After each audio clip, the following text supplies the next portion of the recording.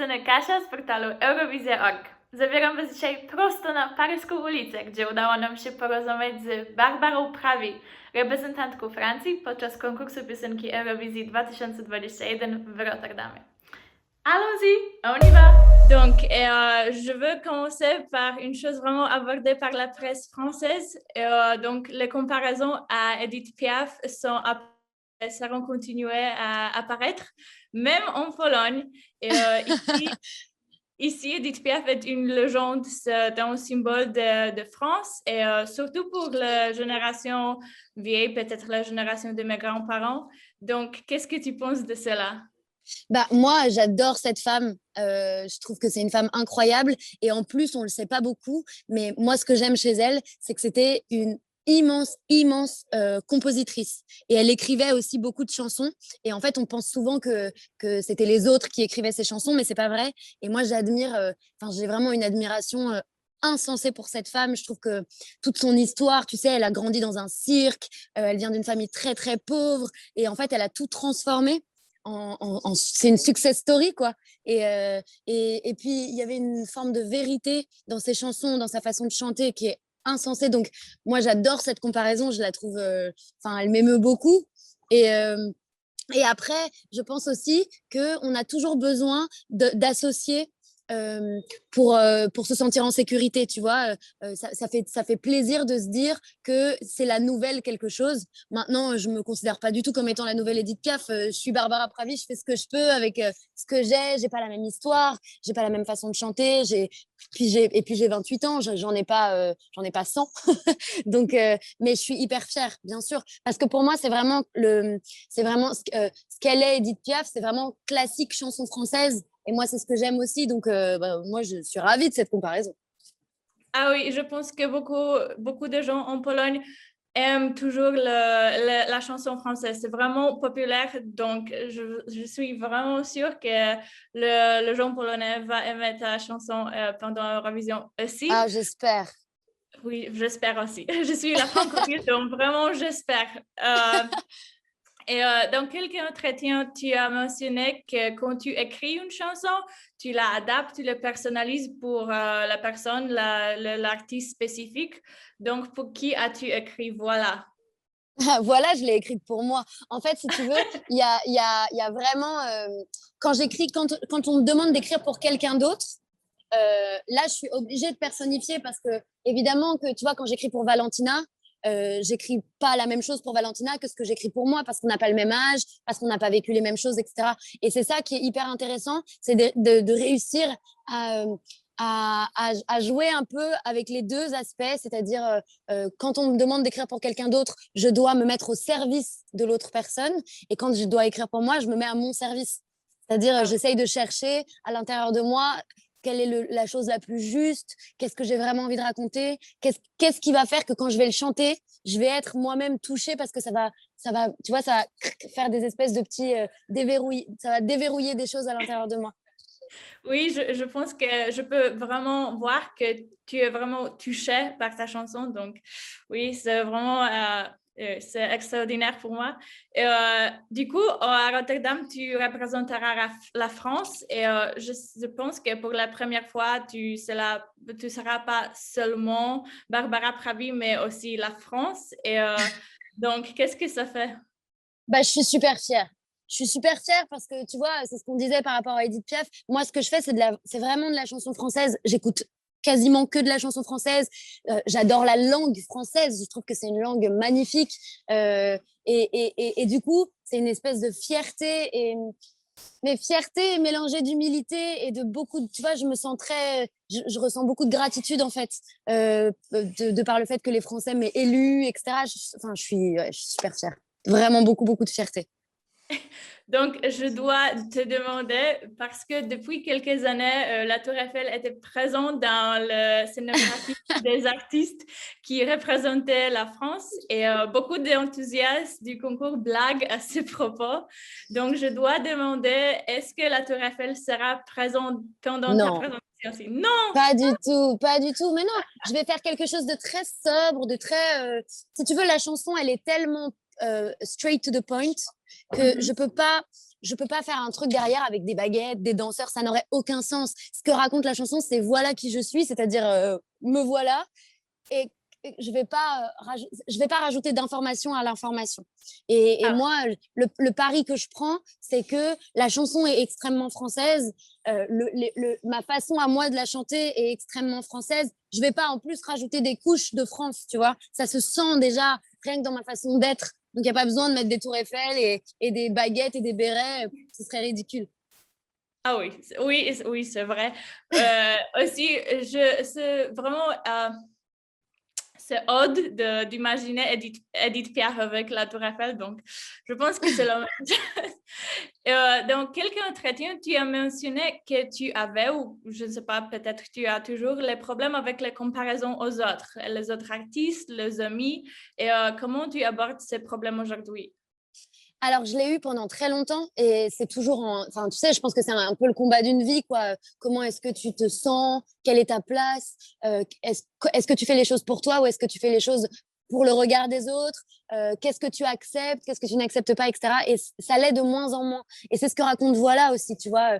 Voilà, ce qu'elle dit, c'est, bah, tu parles très bien français, donc tu comprends très bien ce qu'elle raconte cette chanson. Donc, elle dit, voilà qui je suis, me voilà, tant pis, me voilà, même si mise à nu, j'ai peur. Enfin, en fait, ça parle d'accepter ses failles, d'accepter qui on est à l'instant où on est, et surtout d'en être fier, parce qu'en fait, dans une vie, on change tout le temps, on grandit tout le temps, on se modifie, on se bonifie aussi, et c'est de ça dont parle cette chanson, c'est d'accepter qui on est à l'instant où on dit voilà, me voilà, et d'accepter aussi, c'est-à-dire que ce qui est génial avec cette chanson, c'est que imagine à Rotterdam, je sais pas, je suis super triste parce qu'on m'annonce une très mauvaise nouvelle la veille, ben je vais venir chanter cette chanson et elle aura une autre résonance. Et peut-être que je serai très triste et peut-être que ce jour-là, je serai très triste quand je chanterai Voilà qui je suis. Et en même temps, peu importe, ça résonnera toujours parce qu'en fait, je dirais voilà qui je suis avec ma tristesse ou avec mes joies ou avec tout ce que j'ai apporté aujourd'hui. Et donc, si tu veux, le regard des autres, c'est quelque chose dont je pense, il faut se libérer de plus en plus pour être de plus en plus en acceptation avec soi, mais ça peut prendre le temps qu'il faut, ça peut prendre encore une fois toute la vie et c'est OK. Oui, Voilà. je pense que c'est une approche vraiment adulte. Et dans ton TED Talk, tu as aussi mentionné que tu es ton propre guide, ton propre mentor. Et donc, je veux donc savoir qu'est-ce que ta guide, ton mentor, je ne sais pas, ta personne dans l'interne te dit maintenant avant le concours, avant Rotterdam. Hum, la personne qui est, en fait, moi, je suis quelqu'un de très intuitive, donc en fait, j'écoute beaucoup. J'ai vraiment mon combat à moi, c'est vraiment d'apprendre à écouter ce que je ressens et de faire les choses telles que je les ressens. Après, bien sûr, on n'est jamais seul dans une vie, donc on a besoin d'être entouré. Et la chose délicate, c'est de trouver les personnes qui t'entourent et en qui tu peux avoir confiance et qui vont pas briser cette confiance-là et qui marchent avec toi et pas pour t'écraser ou pour prendre le pas sur toi. Et moi, je sais que, par exemple, ma manageuse s'appelle Elodie. C'est quelqu'un en qui j'ai 100% confiance. Et en fait, on fait tout toutes les deux. Et en Barbara Pravi, c'est Barbara Pravi et Elodie, en fait. Et donc, du coup, c'est elle qui sera avec moi à Rotterdam. Et elle est peut-être la seule voix que j'écoute en dehors de la mienne, que j'écoute avec autant de ferveur que je m'écoute moi. Oui, c'est vraiment belle ce type d'amitié, je Ah, pense. c'est Et incroyable. Incroyable. J'ai incroyable. beaucoup de chance. Vraiment, j'ai beaucoup, beaucoup de chance. Et comment tu as rencontré Elodie? En fait, Elodie, elle dirige un studio d'enregistrement à Paris. Et un jour, j'étais là-bas j'étais avec Kigit et j'écrivais pour je sais plus qui, c'était il y a 3 ans. Et je suis arrivée et j'ai dit salut, moi c'est Barbara Pravi. Et elle m'a dit salut, moi c'est Elodie. Et en fait, on est devenus amis. Et puis, la vie a fait que j'ai besoin d'une manageuse et qu'en fait, je lui ai demandé. C'était évident pour moi que ce soit elle. Et en fait, on a plus que des relations de travail. Tu vois, c'est vraiment mon amie, c'est ma confidente. Et en même temps, je suis ça pour elle aussi. Et enfin, voilà, on est vraiment très, très. C'est ma sœur, quoi.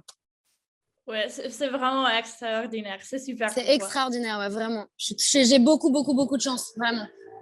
Oui, oui. Et du coup, tu vois, je suis hyper rassurée parce que l'Eurovision, c'est quand même un énorme truc.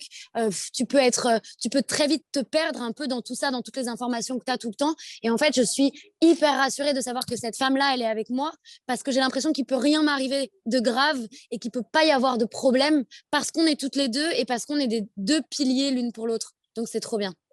Oui, c'est comme ça que tu as, du coup, vraiment gagné Eurovision aujourd'hui. Pour toi, oui, c'est un vrai succès. Et donc, j'ai la dernière question aussi liée à Elodie, en fait. Donc, comment tu voudrais enregistrer le concours? Je ne sais pas, est-ce que vous veut faire, je ne sais pas, gagner quelques souvenirs pendant le concours? Cette De ce qu'on période-là? a fait en France? Non, à Rotterdam. Ah, bah en fait déjà on part toutes les deux. Donc et en fait tu sais nous notre façon de faire c'est on y va et on y va et on se dit advienne que pourra. C'est-à-dire on fera de toute façon moi je ferai le mieux possible.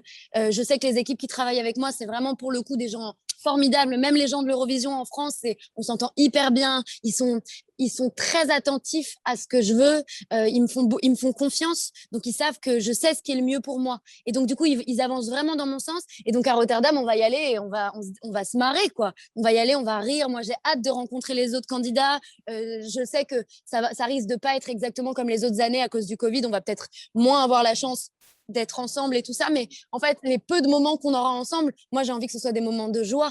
Tu vois, je suis pas du tout dans un esprit de battre les autres et tout ça. Pas du tout. Je suis pas quelqu'un comme ça. Moi, je me dis qu'on vit une expérience humaine qui est unique, qu'on n'aura pas d'autre occasion de la vivre et que donc, du coup, j'ai envie que ce soit un moment de bonheur, quoi, et de lumière et que ce soit une grande fête tout le temps. Donc, j'y vais avec beaucoup de positivisme et toute mon équipe y va avec ouais, on y va avec beaucoup de sourire, quoi.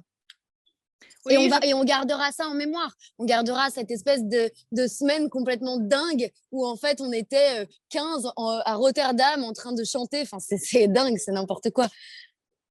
oui, je pense que la communauté de revision d'enthousiastes de concours, c'est vraiment extraordinaire et il y a beaucoup d'énergie positive. C'est vraiment, vraiment extraordinaire que tu as l'équipe comme ça, que tu... C'est génial. c'est génial, c'est génial. Et je suis vraiment ravie. Donc, est-ce que tu veux ajouter quelque chose pour finir? Bah, écoute, je sais pas si tu es au courant, mais la mère de ma mère, alors je la connais pas parce qu'elle est morte quand ma maman était toute petite, mais elle était polonaise. Et je suis jamais allée en Pologne. Donc ça veut dire qu'il y a un petit peu de sang polonais à l'intérieur de moi. Et je suis jamais allée en Pologne et j'adorerais venir. Et j'espère vraiment que j'aurai l'occasion de venir parce que j'ai très envie de me rapprocher mais même par rapport à la musique, tu vois, j'ai très envie de me rapprocher des origines de mes parents pour comprendre la musique, pour comprendre la culture, etc. Donc j'espère vraiment que j'aurai la joie de venir vous voir en Pologne bah, dès que tout ça sera un peu terminé, le Covid et tout ça. J'espère que je pourrai venir chanter pour vous parce que je serais très très heureuse de venir. Oui, ce serait génial. Et aussi, Frédéric Chopin, il est Mais polonais, bien français. sûr, mais il y a plein de grands artistes, il y a plein de grands intellectuels qui sont polonais. Je serais très très très heureuse de comprendre un peu mieux cette culture et tout ça, je serais ravie. Oui, je serais vraiment heureuse si tu viens un jour et on peut prendre un verre à Varsovie. Grave, bien C'est vraiment sûr. génial. C'est vraiment génial. Trop bien. Bah Mais écoute, on s'organise un verre à Varsovie, on se promet. oui, oui, c'est un promis, c'est un promis. Et oui, c'est vraiment génial. Et aussi, tu as mentionné qu'il y a beaucoup de gens qui sont vraiment grands. Et aussi, Maria Skłodowska-Curie, il est polonais, mais elle a habité en France. Et oui, il y a beaucoup, beaucoup de liens. Donc, je suis vraiment ravie pour toi. Et je te souhaite beaucoup, beaucoup de 12 points à Rotterdam. Merci Et beaucoup.